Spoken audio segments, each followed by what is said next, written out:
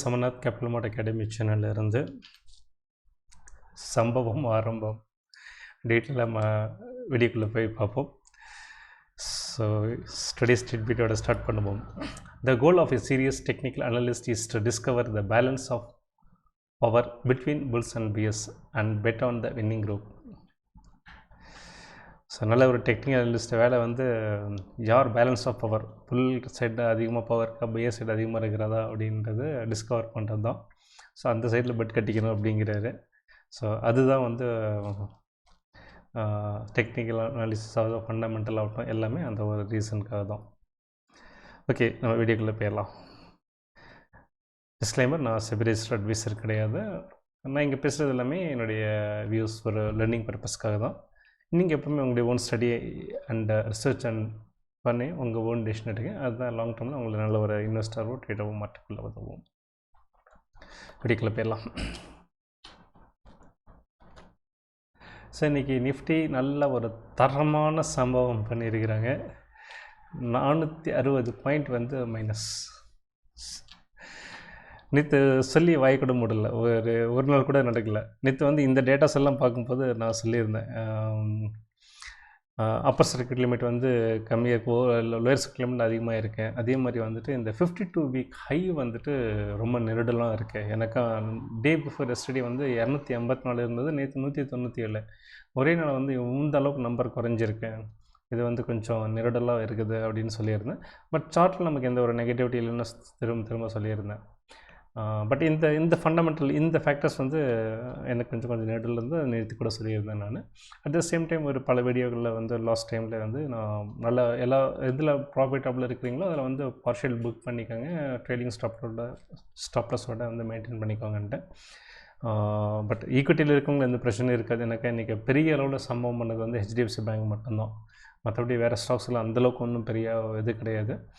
F&Oவில் வந்து கொஞ்சம் wrong position எடுத்தவங்களுக்கு பெரிய அடி விழுந்திருக்கும். ஓகே, நம்ம மற்றெல்லாம் வீடியோக்குள்ளே பார்க்கலாம். ஸோ இந்த லெஃப்ட் சைடில் இருக்கிற டாப் கெய்னர்ஸ் அண்ட் லூசர்ஸ் இருக்குது. நீங்கள் ஜஸ்ட் வீடியோ பாஸ் பண்ணி நீங்கள் பாருங்கள். HDFC பேங்க் பார்த்தீங்கன்னாக்கா 8%, கிட்டத்தட்ட 140 ரூபா வந்து இன்றைக்கி ஒரு நாள் மட்டும் இறங்கியிருந்தது. ஸோ இதுதான் ஒரு முக்கிய காரணம். அதை நம்ம சப்சிக்வெண்ட் நம்ம வீடியோவில் பார்ப்போம். ஸோ இன்றைக்கி 2630 ஸ்டாக்ஸ் ஸ்ட்ரேட் ஆனதில் 739 ஸ்டாக்ஸ் வந்து பாசிட்டிவாகவும் 1809 ஸ்டாக் வந்து நெகட்டிவாகவும் இருக்குது. நேற்று கூட சொல்லியிருந்தேன், இது வந்து நம்பர் வந்து ரொம்ப டிஃப்ரென்ஸாக இருக்குது அப்படின்ட்டு. ஸோ இதுவும் வந்து உடனே ரிஃப்ளெக்ட் ஆகிருக்கு. 82 ஸ்டாக்ஸ் வந்து unchanged. So 75 stock upper circuit லிமிட்டும் 89 ஸ்டாக் வந்து லோயர் சர்க்கியூட் லிமிட். நம்பர் அதிகமாகிடுச்சு. ஸோ இது வந்து நம்ம ரொம்ப கவனத்தில் எடுத்துக்க வேண்டிய விஷயம். அதே மாதிரி பார்த்திங்கனாக்கா வெறும் 94 ஸ்டாக் வந்து 52 வீக் ஆகியும் 16 ஸ்டாக் வந்து 52 வீக் லோவும் போயிருக்கு. ஸோ இது பார்த்திங்கனாக்கா முந்தைய நேரத்துலேருந்து நேற்று வந்து கிட்டத்தட்ட 100 நம்பர் வந்து கீழே போயிருந்தது. இன்றைக்கி வந்து 103 போயிருக்கு. ஸோ இது வந்து நேற்று சொல்லியிருந்தேன், இது வந்து கொஞ்சம் நெருடலாக இருக்குது, இது நம்ம பார்த்து கவனத்தில் எடுத்துக்கணும் அப்படின்ட்டு. ஸோ இன்றைக்கும் அதே தான். செகண்ட் வந்து இந்த ரேஷியோ வந்து ரொம்ப டிஃப்ரென்ஸ் இருக்குது. ஸோ இதுவும் பார்க்கணும். என்ன தான் வந்து HDFC பேங்க் மட்டுமே இன்றைக்கி வந்து பெரிய ஃபாலுக்கு அந்த ஒரு சிங்கிள் ஸ்டாக் பண்ணோம்னா கூட பார்த்திங்கனாக்கா இந்த நம்பர்ஸ்லாம் வந்து நிறைய வந்து கொஞ்சம் மாறிட்டுருக்கு. ஸோ இது நம்ம கணக்கில் எடுத்துக்கொண்டே ஆகணும். ஏன்னா எவ்ரிதிங் வந்து நமக்கு சார்ட்டில் வந்து ரிஃப்ளெக்ட் ஆகாது. சில சார்ட்டில் ரிஃப்ளெக்ட் ஆகாத விஷயங்கள் வந்து சில ஃபண்டமெண்டலில் இருக்கிறது நம்ம இந்த மாதிரி தான் நம்ம புரிஞ்சுக்கணும். ஓகே, நம்ம யார் இன்றைக்கி பெரிய அளவு கான்ட்ரிபியூட் பண்ணது இந்த அளவுக்கு ஒரு டவுன்ஃபாலுக்கு அப்படின்னு பார்க்குறதுக்கு முன்னாடி ஜஸ்ட்டு பாசிட்டிவ் யாராவது கொடுத்துருக்காங்கன்னு பார்த்துடலாம். So in phase 7.71 points positive contribution, TCS 4.33 point positive contribution. இவ்வளோ பெரிய கலப்பரத்துலேயும் வந்து ஒரு கிளுகிளுப்பு அடைஞ்ச ஒரே ஸ்டாக் ஒரே துறை எதுனாக்கா ஐடி துறை இருக்கணும். நேற்று கிட்டத்தட்ட வந்து 400 ப்ளஸ் வந்து டவுன் இருந்தது. இன்றைக்கி பார்த்தீங்கன்னா ஒரு 233 நினைக்கிறேன் பாசிட்டிவாக முடிஞ்சிருக்குது. மற்ற எல்லா செக்டர்ஸ் வந்து இன்றைக்கி டவுனு.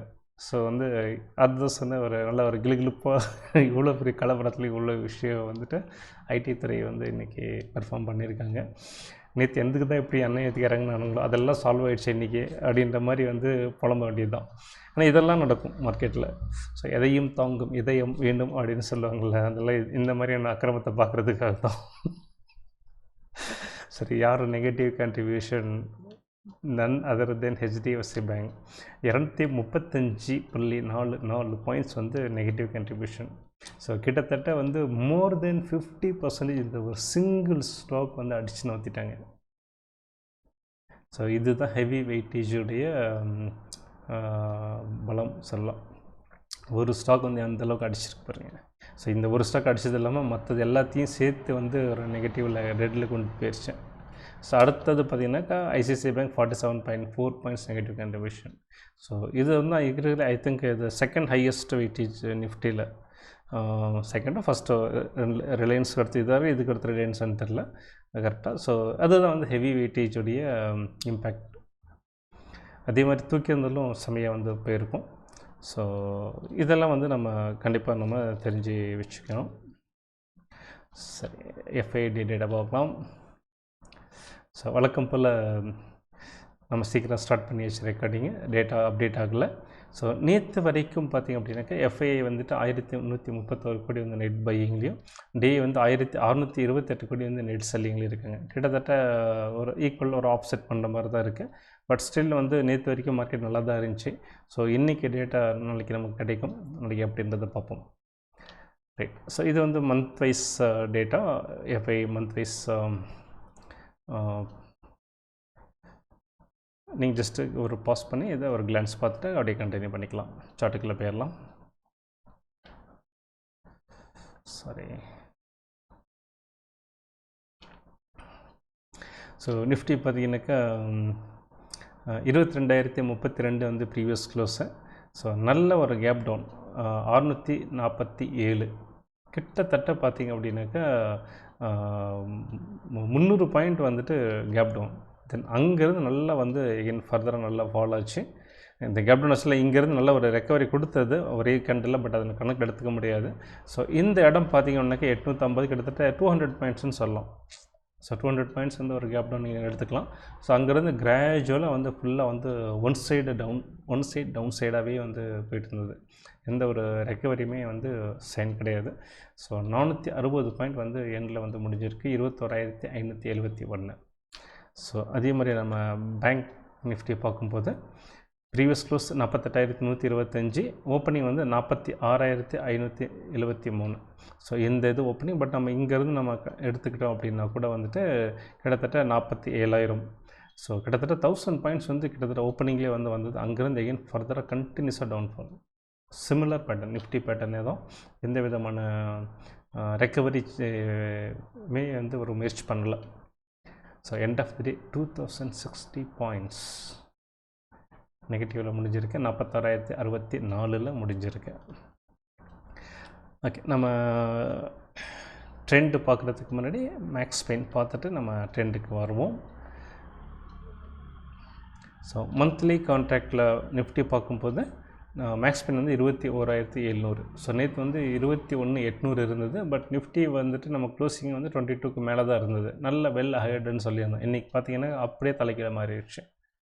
அதே மாதிரி பேங்க் நிஃப்டி வந்து 46,700 இப்போது மேக்ஸ் பெயினாக இருக்குது. நேற்று வந்து 48,100, டே பிஃபோர் எஸ்டே 48,000. ஸோ பார்த்திங்கனாக்கா ஒரே நாளில் வந்து 1,400 பாயிண்ட் வந்துட்டு மேக்ஸ் பெயின் வந்து டிஃப்ரென்ஸ் வந்துடுச்சு. ஸோ நம்ம ஓப்பன் இன்ட்ரெஸ்ட்டு பார்க்கலாம். ஸோ இது வந்து பல பேர் சொல்லுவாங்க ஓப்பன் இன்ட்ரெஸ்ட்டு நல்லா வச்சு நம்ம மார்க்கெட்லாம் ட்ராக் பண்ணலான்ட்டு. எங்கே நடந்தது? ஸோ அதனால் நம்ம வந்து ஓப்பன் இன்ட்ரெஸ்ட்லேயுமே ஒரு ரெஃபரன்ஸை நம்ம எடுத்துக்கலாம். ஆப்வியஸ்லி வந்து நம்ம டோட்டலாக இக்னோர் பண்ண முடியாது, அண்டர் எஸ்டிமேட் பண்ண வேண்டாம்.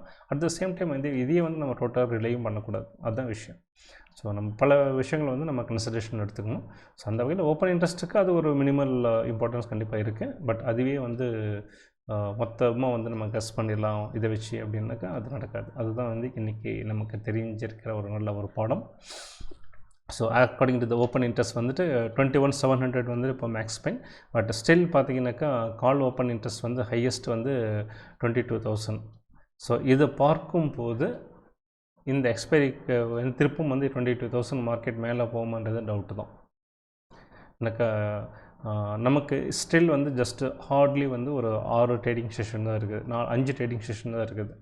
ஸோ அப்படி பார்க்கும்போது அகெயின் இதை தாண்டி வந்து மார்க்கெட் முடிகிறதுன்றது கொஞ்சம் சிரமமான விஷயமாக நான் பார்க்குறேன். அதே மாதிரி நெக்ஸ்ட்டு ஹையஸ்ட் கால் ஓப்பன் இன்ட்ரெஸ்ட்டுன்னு பார்க்கும்போது அகெயின் இந்த இடம் தான் இருக்குது, 21,700, 21,800. ஸோ மார்க்கெட்டை வந்து இதை விட கீழே வந்து மார்க்கெட் முடியறதுக்கு இப்போது இருக்கிற ரேஞ்ச்லேயே வந்து மார்க்கெட் முடியலாம். ஸோ புட் சைடில் பார்த்தீங்கன்னா ஹையஸ்ட் ஓப்பன் இருந்து 21,000 நேற்று அது இதாக இருந்தது. செகண்ட் ஹையஸ்ட்னு பார்க்கும்போது 21,500 இருக்குது. ஸோ இந்த ரேஞ்சில் வந்து மார்க்கெட் முடியலாம். பட் ஸ்டில் நம்ம 5 நாள் இருக்கனால எது வேணாலும் நடக்கலாம். ஸோ இது டோட்டலாக ரிலே பண்ணக்கூடாது. But at the same time ஓரளவுக்கு நம்ம கெஸ் பண்ணலாம். பிகாஸ் நியர் டு எக்ஸ்பீரியன்றதுனால நம்ம ஓரளவு கெஸ் பண்ணும்போது இந்த இடத்துல வந்து 21,500 ரேஞ்சில் இருக்கலாம். ப்ரொவைடட் மார்க்கெட் இன்னும் வந்து யூஎஸ் மார்க்கெட் ஃபாலோ ஆகக்கூடாது, நம்ம மார்க்கெட் ஃபாலோ ஆகக்கூடாது. ஸோ நேற்று வந்து நம்ம யூஎஸ் மார்க்கெட் வந்து நம்ம பற்றி நம்ம சொல்லியிருந்தேன். இன்றைக்கி யூஎஸ் மார்க்கெட் எப்படி ஓப்பன் ஆகுது க்ளோஸ் ஆகுதுன்றது ரொம்ப முக்கியம்னு சொல்லியிருந்தேன். ஸோ அது நம்ம யூஎஸ் மார்க்கெட் அப்போ நான் சொல்கிறேன். அவங்களது வந்து நல்லாவே வந்து ஃபாலில் தான் முடிஞ்சிருந்தது. ஓகே, நம்முடைய ட்ரெண்ட் இப்போ எப்படி இருக்குன்றதை பார்த்துடலாம். ஸோ பார்க்கும்போது நல்ல ஒரு கேப் டவுன். ஸோ நேற்று சொல்லியிருந்தேன் 21,500 இது வந்து ஒரு இமிடியட் சப்போர்ட் அப்படின்னு சொல்லியிருந்தேன். 21 வந்து ஸ்ட்ராங் சப்போர்ட்னு சொல்லியிருந்தேன். ஸோ இது வந்து பிரேக் ஆனால் கூட நம்ம பெரிய அளவு ஒரி பண்ணிக்க தேவையில்லை. இந்த வரைக்கும் கீழே வந்தால் கூட ஒரி பண்ணிக்க தேவையில்லை. இந்த 21 பிரேக் ஆனால் தான் அப்படின்னு சொல்லியிருந்தேன். பட் ஸ்டில் பார்த்தீங்கன்னாக்கா 21,500க்கு மேலே தான் இருக்குது. ஸோ இன்றைக்கி 460 பாயிண்ட் நெகட்டிவில் இன்றைக்கி இருந்தால் கூட ஒரே நாள் நெகட்டிவாக இருந்தால் கூட ஸ்டில் வந்து இது நம்ம ஒரு கவனத்தில் எடுத்துக்கலாம். பட் ஒரே நாள் இவ்வளோ தூரம் வந்திருக்கிறது கொஞ்சம் வந்து நம்ம ரொம்ப கேர்ஃபுல்லாக இருக்க வேண்டிய விஷயம். அதே மாதிரி bank Nifty. So bank Nifty 47,000 strong support. இது பிரேக் வச்சுன்னா ட்ரெண்டு மாறும்னு சொல்லியிருந்தேன். ஸோ இன்றைக்கி பார்த்தீங்கன்னாக்கா நல்லாவே கீழே இறங்கியிருக்காங்க. கிட்டத்தட்ட அங்கேருந்து ஒரு 1000 பாயிண்ட் இறங்கிடுச்சு. ஸோ ப்ரைஸ் ஆக்ஷன்லேயே வந்து இது ரொம்ப கொஞ்சம் ஒரியபிள் ஸ்டேட் தான். ஈவன் வந்து இண்டிகேட்டர்லேயும் பார்த்தீங்கன்னாக்கா RSI வந்து 50 பெனட்ரேட் பண்ணி நல்லா சாலிடாக வந்து கீழே இறங்கியிருக்கு. ஸோ ஐ ஹோப் வந்து திரும்ப வந்து மார்க்கெட் வந்து ஒரு புல் பேக்கு வந்து ஸ்டார்ட் ஆகிடுச்சின்னு சொல்லணும். பட் இது வந்து ஹெவியாக கிராஷ் ஆகும்னு சொல்லலை. பட் புல் பேக், நான் எப்போவுமே இவ்வளோ பெரிய ரேலி வந்ததுக்கு ஒரு புல் பேக் வந்து ஒரு ஆரோக்கியமான விஷயமாக தான் நம்ம எடுத்துக்கொள்ளணும். சரி, இதை வச்சு நம்ம மார்க்கெட் வந்து கெஸ் பண்ணிடக்கூடாது. Again mid and small cap பார்க்கணும் as usual. So mid and ஸ்மாலில் பார்க்கும்போது இதுவும் நல்ல தரமாக சம்பவம் பண்ணியிருக்காங்க. 174 பாயிண்ட் வந்து மைனஸ். ஸோ இது வந்து ஒரு இம்பார்ட்டன்ட் லெவல் 1600 வந்து. ஸோ அது பிரேக் ஆச்சுன்னா 16,400 இந்த ரேஞ்ச் வந்து நல்ல இதானது. இப்போ கரெக்டாக அந்த இடத்துல தான் இருக்குது. இந்த 16,000 வந்துட்டு நல்ல ஒரு ஸ்ட்ராங் சப்போர்ட். இதை பிரேக் ஆச்சுனாக்கா ட்ரெண்ட் வந்து கம்ப்ளீட்டாகவே ரிவர்ஸ் ஆகிடும். ஸோ இதுவும் வந்து நம்ம கவனத்தில் எடுத்துக்கணும். அட் த சேம் டைம் இண்டிகேட்டர்லையும் பார்க்கும்போது ஓவர் பாட் ஜோன்லேருந்து RSI இப்போ கொஞ்சம் கீழே வந்தாச்சு. ஸோ இதெல்லாம் வந்து ஒரு நெகட்டிவ் அறிகுறியாக தென்படுகிறது அப்படின்னு எடுத்துக்கலாம். அதே மாதிரி micro gap index. So 199 200 point, அதுவும் மைனஸ். ஸோ இதுக்கு வந்து நல்ல ஒரு ஸ்ட்ராங் சப்போர்ட்னாக்கா அந்த 19,000 இது வந்து ஒரு சைக்காலஜிக்கல் சப்போர்ட்டாகவும் இருக்கும். ஸோ இதை வந்து பிரேக் பண்ணாத வரைக்கும் ஓகே. இது பிரேக் ஆச்சு அப்படின்னாக்கா கண்டிப்பாக மார்க்கெட் வந்து நல்ல ஒரு டவுன்ஃபால் வந்து நம்ம எதிர்பார்க்கலாம். ஓகே, ஸோ ES மார்க்கெட் எப்படி இருக்குன்னு பார்ப்போம். ஸோ நேற்று பார்த்திங்கன்னா நல்லாவே இறங்கியிருக்கு. தரமாக அவங்களது இறங்கியிருந்தது. 0.62% டவ் வந்து நேற்று மைனஸ். அதே மாதிரி S&P 500 வந்து 17.37, நாஸ்டாக் வந்து 28.19. ஸோ இதில் வந்து இது ரெண்டுமே வந்து பெரிய அளவில் மைனஸ்ன்னு சொல்ல முடியாது. பட் டவ் வந்து நல்லாவே வந்து கீழே வந்திருந்தது. ஸோ இன்றைக்கி பார்த்திங்கன்னா இந்த வீடியோ ரெக்கார்ட் பண்ணுற டைமில் UK market and euro market எல்லாமே வந்து நல்ல ஃபாலில் இருக்குது. So US market, euro, UK market and நம்ம மார்க்கெட், ஸோ எல்லாமே வந்து ஒரே பேஜில் இருக்கிறோம் அப்படின்ற மாதிரி சொல்லியிருக்கேன். ஸோ இதை வந்து ஒரு புல் பேக்குக்கு அடிக்கல் நாட்டியிருக்கிற மாதிரி தான் தெரியுது.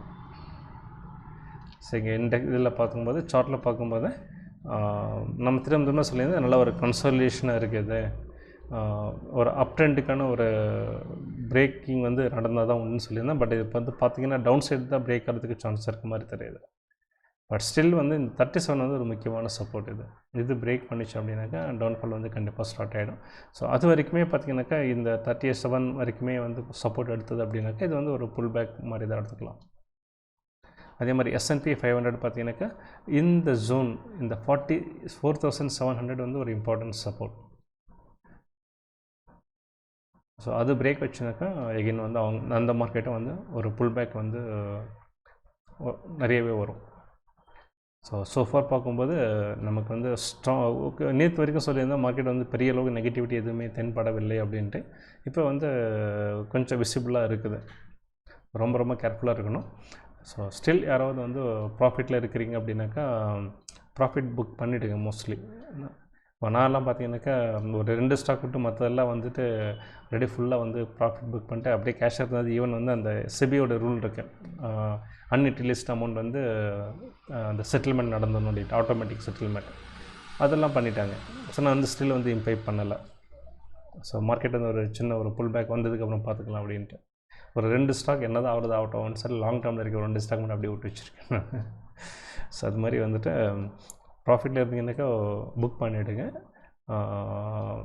ஸோ நம்ம ட்ரெயிலிங் ஸ்டாப்லாம் சொல்லியிருந்தேன். ஒரே நாள் இவ்வளோலாம் அடித்தது அப்படின்னாக்கா நம்ம ட்ரெயிலிங் ஸ்டாப்லாம் பிச்சுட்டு போயிடும். ஸோ அதுவும் வந்து மைண்டில் வச்சுட்டு கவனமாக பண்ணுங்கள்.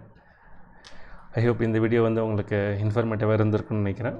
ஸோ நெக்ஸ்ட் வீடியோவில் பார்ப்போம். பார்த்து சூதனமாக பண்ணுங்கள். Wish you all the best. Bye. Thank you.